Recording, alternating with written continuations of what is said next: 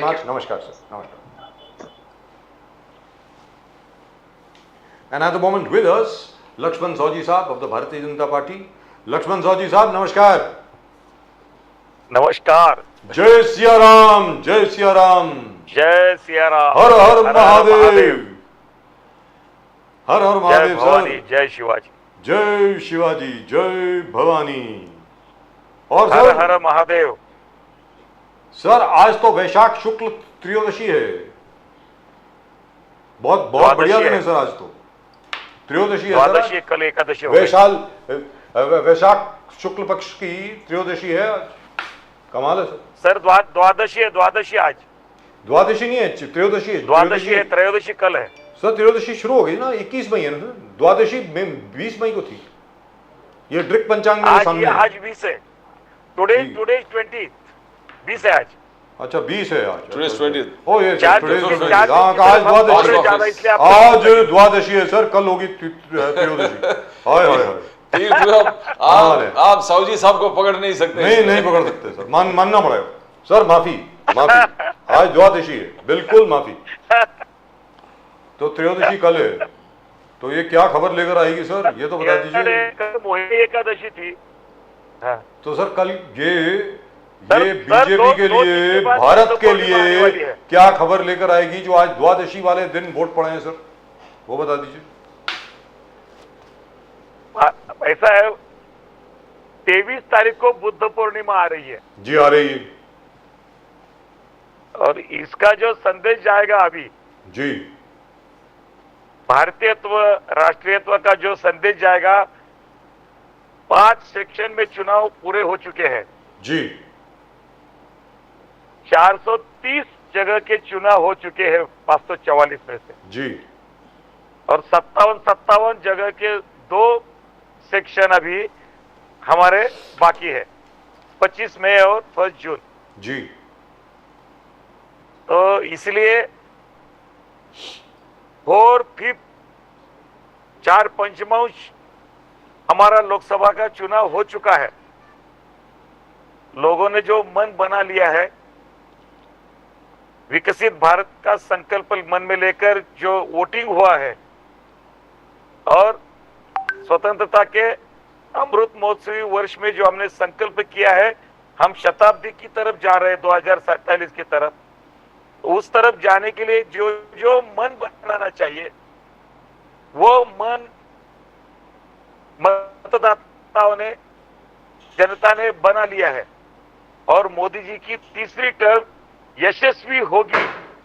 जी. इस तरह से ये सब माहौल बना हुआ जा रहा है. जी. हमारा जो ऐलान था, हमारा जो संकल्प था, हमारा जो नारा था, फिर एक बार मोदी सरकार, ये तो होके ही रहेगा. लेकिन उसके बावजूद अब की बार 400 पार, ये तो जनता ने इसका मन बना लिया है. इतना पक्का है. साहू साहब, मोदी साहब ने बहुत जबरदस्त बात कहा कि उन्होंने जिनको कोई पूछता नहीं है, जिनको कोई पूछता नहीं है, मोदी जी उनको पूजता है. मोदी जी उनको पूजता. इतना जबरदस्त उन्होंने सेंटेंस बोला है. चाहे वो किसान हो, किसान सम्मान, उन्होंने जो विश्वकर्मा है, विश्वकर्मा योजना, ओबीसी सेगमेंट को पूरा लोन देना, जनमन जो ट्राइबल है, ट्राइबल को कोई पूछता नहीं, उनको मेन स्ट्रीम. तो ये इतना सुंदर शब्दों का उपयोग, जिसको कोई पूछता नहीं, मोदी जी उनको पूछता है. आप इस पर थोड़ा रोशनी डालिए. उनका दिल से निकला हुआ वाणी लग रहा है साहू साहब. नहीं साहब, देखो, जब से लेकर मोदी जी ने प्रधानमंत्री की कमान हाथ में ली है, उसी दिन से लेकर एक एक दिन अगर उनकी दिनचर्या देखेंगे, उनका कोई भी वर्किंग स्टाइल देखेंगे, उनका कोई भी स्टेटमेंट देखेंगे, उनका कोई भी खाते का, मिनिस्ट्री का काम देखेंगे, तो आपको हर पग पर भी ये इसकी निशानियां देखने को मिलती है कि कोई भी काम हो, अंत्योदय का पूरा थीम दिमाग में लेते हुए पंडित दीनदयाल जी उपाध्याय जी ने जो हमको अंत्योदय का मंत्र दिया है, समाज के आखिरी लाइन का आदमी, आखिरी स्तर का आदमी, उसका उत्कर्ष होना चाहिए. इसीलिए जो प्रोग्राम बनाने चाहिए, सिर्फ प्रोग्राम बनाकर रुके नहीं, उसका इम्प्लीमेंटेशन कैसा होगा, तब ये पूरा प्लान। तो छोटे छोटे व्यवसाय करने वाले लोग फुटपाथ के थे, सेंग बेचने वाला हो, फली बेचने वाला हो, बलून बेचने वाला हो, या कोई हॉकर्स हो, तो उनके लिए जो रोज की व्यवसाय करने के लिए 5,000, 10,000, 20,000 उसको सूद से उसको लेना पड़ता था, तो उसका 10%, 20% सूद उसको देना पड़ता था। पूरी उसकी कमाई जो प्राइवेट ये साहूकार थे उनमें चली जाती थी, उसका परिश्रम का पूरा पैसा वहां जाता था। तो उसको छोटा छोटा कर्जा लेने के लिए जो आसान कामकाज बना दिया, तो उसको पहले बैंक में अकाउंट खोलने के लिए बोल दिया। जीरो बजट पे, जीरो बैलेंस पे जो अकाउंट खोले गए, इससे पहले आम आदमी विकास के प्रक्रिया में आ गया। और ये कोई आंकड़ा मामूली नहीं है, 52 से 55 करोड़ तक लोग इतने बड़े इतिहास में, इतने बड़े हिंदुस्तान में, इतने बड़े भारत में इतने लोग इस विकास की प्रक्रिया में आ गए, इसका कोई अंदाजा नहीं कर सकता था। इसका इम्प्लीमेंटेशन करने के लिए सरकार ने बहुत बड़े अच्छी तरह से ध्यान दिया। और आज जब उन्होंने उनके जब खाते में पैसे आ रहे हैं 5,000, 10,000, 20,000, 50,000, तो इतनी बड़ी मात्रा में चलन आ गया है और एक सिस्टम लग गई, एक डिसिप्लिन लग गई इस चीज को। जब हम 5वीं नंबर पे आर्थिक महासत्ता हुए हैं, तो इसके लिए हुए कि आम आदमी विकास की प्रक्रिया में आ गया। फिर चाहे कोई भी हो, उसमें गरीब कल्याण का मंत्र है, किसान का है, युवा का है, महिला का है, हर क्षेत्र में विकास का जो माहौल रहा वो तो रहा ही। लेकिन जैसे जैसे अभी देखो, एक तरह से आर्थिक स्तर पर गरीबी की रेखा के ऊपर 25 करोड़ से भी लोग आ गए। बिलो पॉवर्टी लेवल पे जो लोग थे उसमें से 25 करोड़ लोग उसके ऊपर आ गए आर्थिक गरीबी की रेखा से। तो ये कोई आसान बात नहीं है और ये एक दिन में होता नहीं है। इसका इम्प्लीमेंटेशन, इसका प्लानिंग बहुत अच्छी तरह से हुआ, इसलिए हुआ। और उसके बाद उनका जो दिनचर्या है, उनकी जो मानवीय व्यवहार रहे हैं सब, कोई भी मंदिर का भी काम हुआ, काशी विश्वेश्वर का जो कॉरिडोर बनाया गया और वहां जिस लोगों ने काम किए, तो उस कर्मचारियों के, वहां के लोगों के पैर धोकर, उनके पैर पूछकर, उनको नमन करके कोई प्रधानमंत्री दुनिया में हुआ है आज तक? तो एक हमको इतिहास बताता है कि ताजमहल बनाने वाले क्या, और आज विश्वेश्वर का मंदिर, जो अभी लक्ष्मण सौजी की आवाज आप सुन नहीं पाए थे, जो वर्कर है, जो लक्ष्मण सौजी साहब एक सेकंड, धुए गए। लक्ष्मण सौजी साहब एक सेकंड, जो अभी लक्ष्मण सौजी ने बोला, क्योंकि I think there is a problem in the network, आप लोग सुन नहीं पाए थे। लक्ष्मण सौजी साहब ने ये बताया, एक तरफ मोदी जी जिन्होंने काशी विश्वनाथ कॉरिडोर बनाया, अंकलेश्वर कॉरिडोर बनाया, जिन्होंने श्री राम मंदिर के ऊपर काम किया, उन सब लोगों के चरण धो करके मोदी जी ने उनका सत्कार किया। जिन लोगों ने ताजमहल बनाया उनके हाथ काट दिए गए थे। ये फर्क है जी। अब आप बोलें सर, प्लीज गो इट। बराबर जी, ये सोचने की बात है। तो हम जैसा आपने मुद्दा उठाया था कि कोई भी निचले स्तर के जो आदमी थे, जो गरीब स्तर के थे, आर्थिक स्तर के थे, उनको ध्यान में रखकर जो सरकार चलाया गया, और इसका बहुत अच्छा असर इस चुनाव में हुआ है। ये मुस्लिम वोट, साहू साहब, ये मुस्लिम वोट के बारे में मोदी साहब ने कहा कि मैंने कभी मुस्लिम समाज के खिलाफ नहीं हूं, मैं इस्लाम के खिलाफ नहीं हूं। मेरे सिंसियरिटी को आपको अगर टटोलना है तो मुस्लिम मेरे बहनों से पूछिए। ट्रिपल तलाक उन्होंने अबॉलिश करके उनको न्याय दिलाया। आयुष्मान कार्ड जब बढ़ता है तो वो डिस्क्रिमिनेशन नहीं होता हिंदू मुस्लिम का। आवास में, घर में कोई डिस्क्रिमिनेशन नहीं होता, ना वैक्सीनेशन में कोई डिस्क्रिमिनेशन। तो मोदी साहब ने छाती तोड़कर कहा कि मेरे सिंसियरिटी अब मुस्लिम बहनों से पूछिए कि प्राइम मिनिस्टर मोदी कितना सिंसियर है। इस पर थोड़ा रोशनी डाले साहू जी साहब। बात ऐसी है, ये मैंने जैसे पहले अभी आर्थिक दुर्बल घटक के बारे में हमने चर्चा किया ना, वैसा ही मुस्लिम का है। भारतीयत्व जहां है, चाहे वो हिंदू हो या मुस्लिम हो, हमने भेदभाव नहीं किया है। हमने जब 52-55 करोड़ तक जब बैंक के अकाउंट खोले हैं, तो मुस्लिम लोगों के अकाउंट मत खोलो, ऐसा कहीं भी किसी ने कहा नहीं है। ये भी सोचना पड़ेगा। अगर उसके माइक्रोस्कोपिक उसमें आंकड़े में जाएंगे तो कितने मुस्लिम लोगों के अकाउंट खोले गए, इसकी भी चर्चा होनी चाहिए। जो मुस्लिम के नेता है, जो मुस्लिम लोगों को गुमराह कर रहे हैं, जो कांग्रेस के नेता है, जो इंडिया आघाड़ी के जो नेता है, वो जो गुमराह कर रहे हैं, उन्होंने इसके बारे में कभी व्हाइट पेपर निकाला नहीं है, इसके बारे में कभी चर्चा नहीं की। गवर्नमेंट की कोई भी स्कीम हिंदू और मुस्लिम को अलग अलग की नहीं है, जो कि कांग्रेस ने 50 साल यही किया।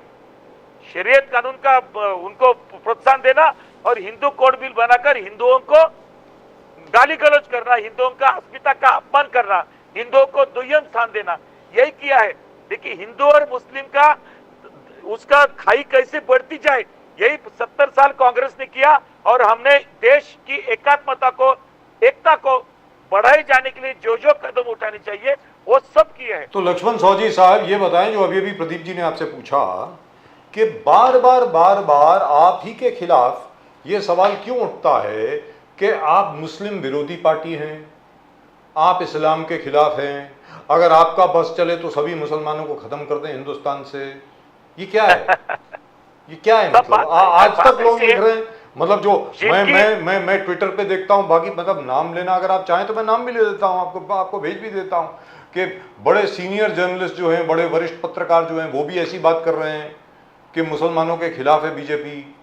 आपको लगता है कि आप मुस्लिम विरोधी हैं क्या? आपसे बड़ा बीजेपी का लॉयलिस्ट तो कोई हो नहीं सकता। हम तो कभी भी मुस्लिम विरोधी खुद तो है ही नहीं। हमारे जो मित्रता है और जो व्यवहार है, वो हमने कभी मुस्लिम विरोध कभी कोई किधर भी कुछ किया नहीं है जी। हमारे खून में वो नहीं है। हमारे खून में राष्ट्रीयत्व है, हिंदुत्व है, लेकिन हिंदुत्व ये यूनाइटेड है, ये किसी को बुरा नहीं चाहता है। हिंदुत्व वसुधैव कुटुंबकम की जब हम बात कहते हैं, अखंड भारत की जब बात कहते हैं, तो सबको साथ लेकर चलने की बात करते हैं। हमने एक भारत श्रेष्ठ भारत मंत्र पढ़कर ही हमने आगे गए हैं। लेकिन जिनकी राजनीति का जिन्होंने बिजनेस बनाया है, धंधा बनाया है, उनको वो करने के लिए सिर्फ यही मुद्दा सामने आता है कि उनको उसके ऊपर उनकी रोटियां सेकते रहे, और यही होते आया है।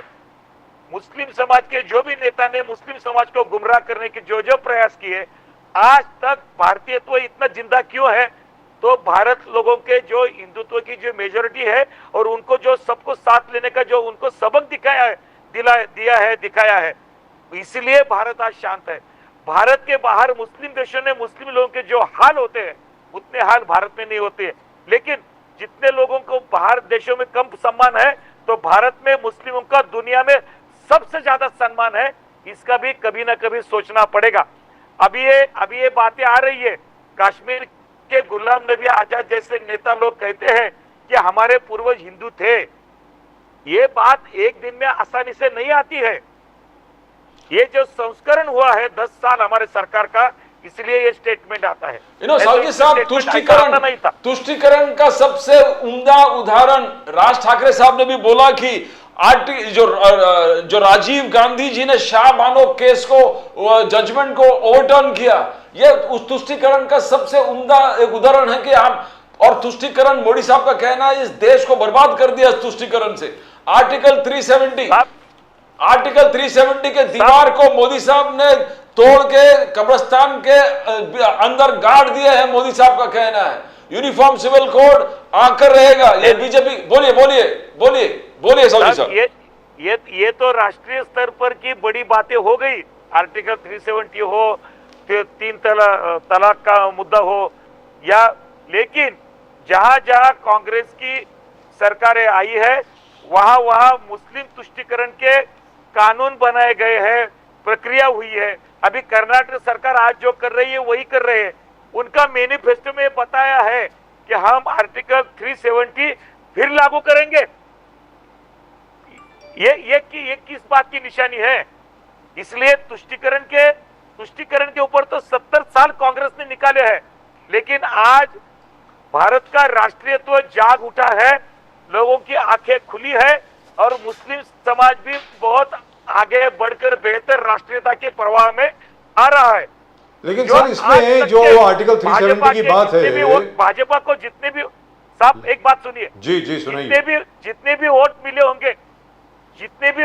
होंगे 2024 के चुनाव में मुस्लिम मतदाताओं के वोट का परसेंटेज आपको बढ़ाया हुआ दिखा जाएगा। इस बात में ये चैलेंज स्वीकारा है हमने कांग्रेस की तरफ से, और कांग्रेस का सफाया इसी तरीके से बहुत बुरी तरीके से सफाया होने वाला है। लक्ष्मण सौजी साहब, मैं आपसे कुछ पूछ रहा हूं, आपकी बात बिल्कुल ठीक है, मैं आपसे सहमत हूं। आप मुझे ये बताइए, आर्टिकल 370 अगर ये बहाल करने की कोशिश करते हैं तो कोई भी हिंदुस्तान का मुसलमान जो है, मुस्लिम जो है, वो क्यों वोट करेगा इनके लिए? क्या वो नहीं चाहता कश्मीर में मैं भी जाके जमीन खरीदूं, डल लेक के पास मेरा भी घर हो, गुलमर्ग में मेरी भी कॉटेज हो, पहलगाम में मेरा भी होटल हो? सही बात नहीं तो मतलब ये क्या मतलब हुआ? ये आर्टिकल 370 को रिस्टोर, सर वो तो गया सर, जो चीज गई वो गई। जैसे ये तो ये बात हो गई, पता नहीं आप मुझसे सहमत होंगे कि नहीं, 1947 15 अगस्त को अंग्रेज यहां से चले गए, ठीक है? अगर आप आर्टिकल 370 बहाल करने की बात कर रहे हैं, मतलब आप अंग्रेजों को वापस लाने की बात कर रहे हैं। क्या वो हो सकता है? सोचने वाली बात है ना सर, जो गया वो गया। अंग्रेजों से भी खुखार कांग्रेस जा रही है रास्ते पे। अंग्रेज थोड़े बहुत पढ़े लिखे थे, ये तो अनपढ़ की भर्ती सब इन पे हो गई है जी। इनको ये भारत जोड़ो के एक अच्छा नाम देकर राहुल गांधी जो यात्रा करने की निकल पड़े थे, इनको फिर एक बार इंडिया को स्प्लिट करने का इनका मन कह रहा है। और दूसरा स्प्लिट भारत का ये कभी भी हो नहीं सकता, और ये होने के लिए उनके जो बीज पिरोए जाते हैं वो पिरोने का सब जगह काम कांग्रेस वालों ने किया है। जहां कांग्रेस आती है वो डिवाइड एंड रूल्स के ऊपर अंग्रेजों के आगे 4 कदम कांग्रेस जा रही है। साहू जी साहब, मोदी साहब का कांग्रेस वाले दल, मोदी साहब का कहना है कि 24/7 फॉर 2047, 24/7 फॉर 2047, हर पल आपका नाम, हर पल देश का काम, तो और देश का नाम और देश का काम यह है। और कांग्रेस ने डेवलपमेंट में मोदी जी आप जब मुंबई आए थे कि कांग्रेस ने, एमवीए ने हर प्रोजेक्ट को लटकाया, अटकाया और भटकाया, और ऑल प्रोजेक्ट को जो आप देख रहे हैं, चाहे वो मेट्रो लाइन हो, अटल सेतु हो, वंदे भारत ट्रेन हो, जो पूरे महाराष्ट्र में बुलेट ट्रेन को उन्होंने बहुत रोका, बुलेट ट्रेन में बहुत रोड़े डाले, बट ये सब डेवलपमेंट का काम, और मुंबई को अपना स्थान पहुंचाने के लिए मोदी जी फिर यह काम शुरू करेंगे और आएंगे। तो ये बहुत इंपॉर्टेंट स्टेटमेंट कहा साहू जी साहब, मोदी साहब ने। साहब इसमें बात ऐसी है, मोदी जी ने बहुत अच्छे शब्दों में ये पूरा माहौल रख दिया है सामने कि विकास की धारा में उन्होंने अपोज किया था। लेकिन सच बताने को अगर ये है तो जो 2.5 साल की सरकार सोनिया गांधी, शरद पवार, उद्धव ठाकरे मुख्यमंत्री के नेतृत्व में थी, वो वसूली सरकार थी। कोई भी कॉन्ट्रैक्ट दे गया तो पहला उनका कमीशन लिए बिना वो काम को, फाइल को हाथ नहीं लगाते थे। ये सबसे बुरी बात है, इसलिए सब प्रोजेक्ट पीछे पड़े गए, इसलिए विकास रुक गया। ये सिर्फ विकास में रोड़े नहीं डाले उन्होंने, लेकिन ये अमानवीय व्यवहार, दरोडेखोरी, जो ये लफ्ज भी बहुत कम पड़ता है इनके लिए, सिर्फ वसूली सरकार, लूटना।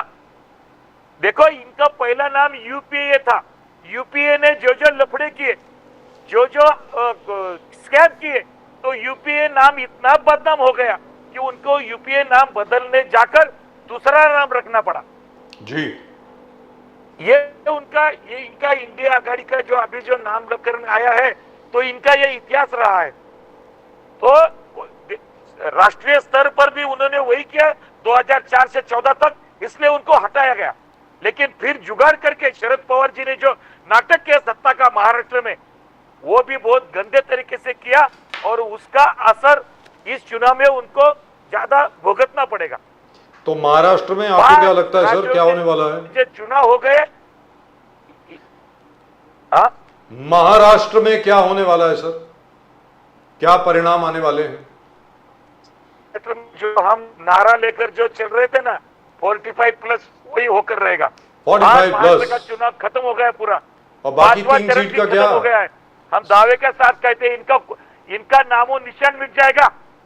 सर बाकी कांग्रेस 3 सीट का क्या? वो 3 उद्धव सीट ठाकरे कौन का। लेके जा रहा? वो 3 सीट उद्धव कौन जीत ठाकरे रहा? की एक भी सीट आएगी ना महाराष्ट्र में क्या?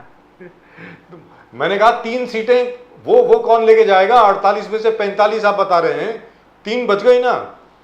नहीं साहब, नहीं, हम 48 में से 45 नहीं बता रहे, 45+ बता रहे हैं। 45+। किसने बोला 48 चलो में 3 उनको दिया? साहू जी साहब, सावरकर पे कुछ बोलिए। सावरकर पे मोदी साहब ने बोला कौन गारंटी। आज राहुल गांधी जी इलेक्शन है करके सावरकर का क्रिटिसिज्म, आलोचना नहीं कर रहे।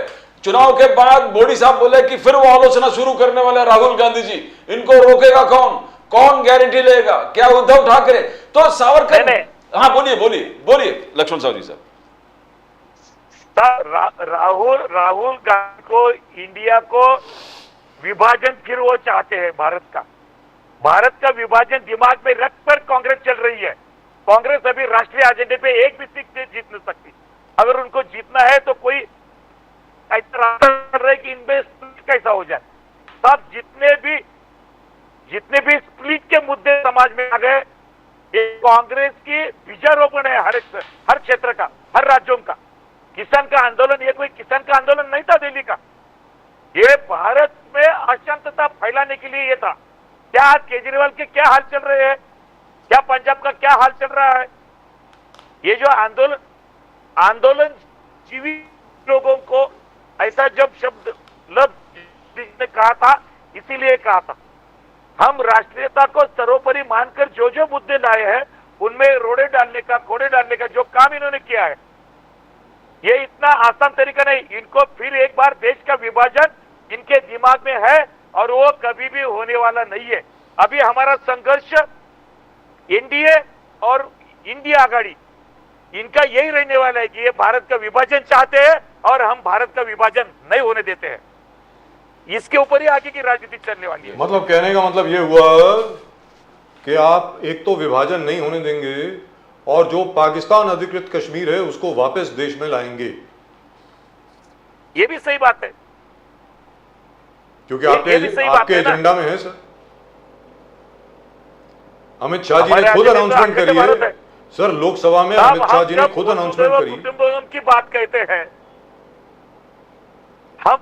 हम वसुधैव कुटुंबकम की जब बात कहते हैं जी, अखंड भारत की बात कहते हैं और 2047 की शताब्दी की बात करते हैं, विश्व गुरु होने की बात करते हैं, उस दिशा से जा रहे हैं, उसमें सब आ जाता है। तो मतलब आप अखंड भारत की बात कर रहे हैं उस वक्त?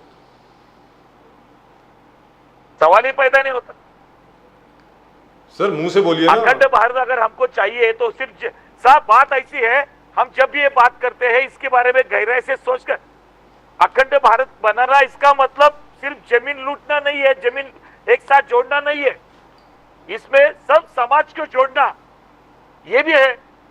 हर जो भी जिसका विकास जिससे तक जहां तक पहुंचा नहीं है, विकास की धारा में सबको लाना ये भी है सर। लेकिन पाकिस्तान अधिकृत कश्मीर को 1947-48 में हमसे लूटा गया।